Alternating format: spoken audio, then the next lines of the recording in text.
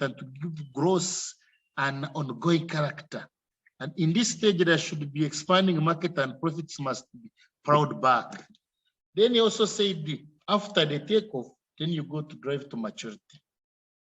This follows after a long period of sustainable growth. The economy progressively grows and drives to extend modern technology over the whole front of its economic activity. It is characterized by a high level of investment from 10 to 20%, improvement in technology and development of new industries. Now there is no agriculture. The economy finds itself competing with other countries internationally. Goods formerly imported are now produced at home. The economy develops in a more defined way, and that there is an increase in the proportion of white-collar jobs. Then he also said, from that stage, it takes us to the last stage, and we complete the cycle of development, of economic growth and development. And the last stage, he called it high mass consumption.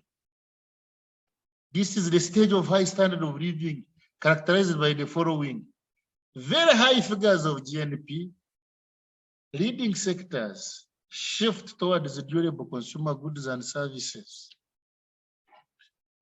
further expansion, further extension of modern technology in all activities. Hours of work are reduced because now technology is high. You don't need to sit for the whole day working. Use modern technology. High proportion of labor force is engaged in tertiary production. And countries which have reached this stage include France, Japan, USA, Norway, Germany, UK. And members, I think, as far as Rostov's theory is concerned, I think developing countries are still at the second stage of economic growth, precondition for takeoff. I don't think we have even reached the stage of takeoff. Now, from the above theory, as proposed by Rostov, let us look at the critiques, the criticism of this theory. Because his assumptions, some of them are realistic, but when we look at them critically, we realize that others are not realistic. So let us critique this theory and we look at the loopholes of the above theory of economic growth and development.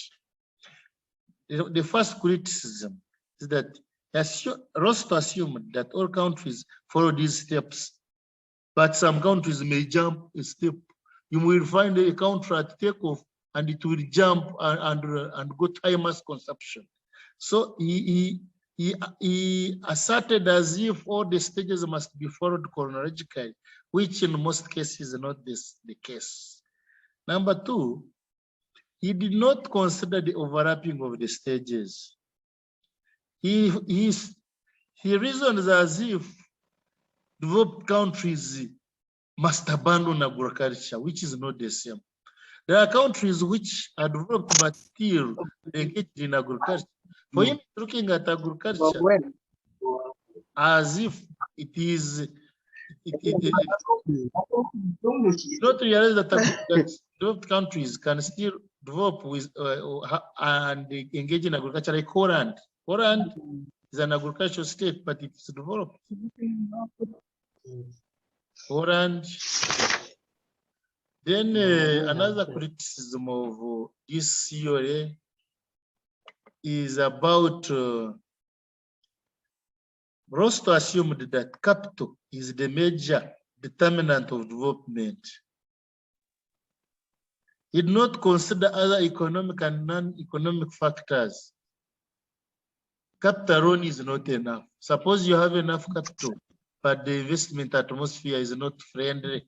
Suppose you have capital, but there is insecurity.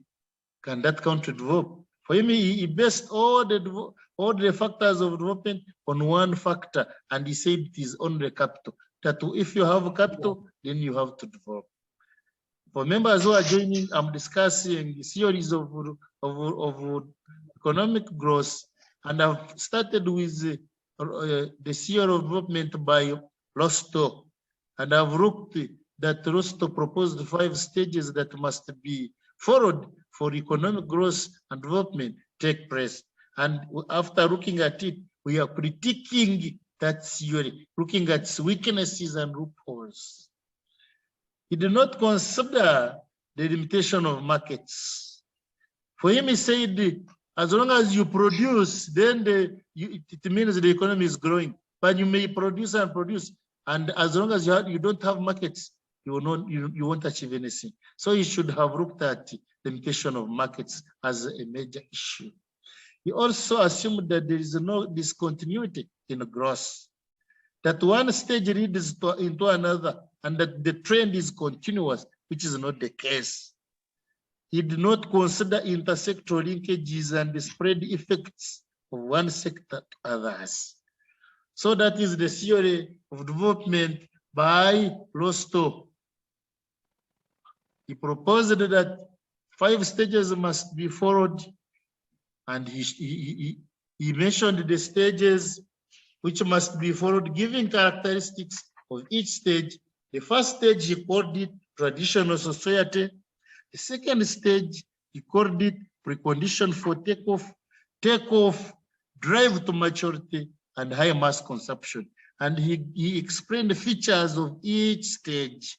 But after looking at the features and the stages, then you have to look at at side B, where you feel that the theory was not realistic. And we are saying some of the stages, some of what he proposed are realistic and can really help economies to reach economic growth and development, but others are not. And that's why we have looked at the criticism of Rostow's theory of economic growth. Having looked at the Rostow's theory of economic growth,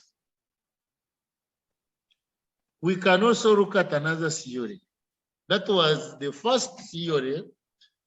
Now let us move and look at another theory. And the good thing, I'm discussing with students who already have the notes. So you can now revise that topic we have just discussed and we move on. Let us now go to the second theory of growth called Karl Marx. Karl Marx also proposed this theory of economic growth.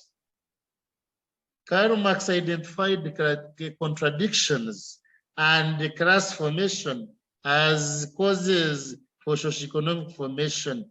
Karl Marx, like Rostow, also identified 5 stages of development. He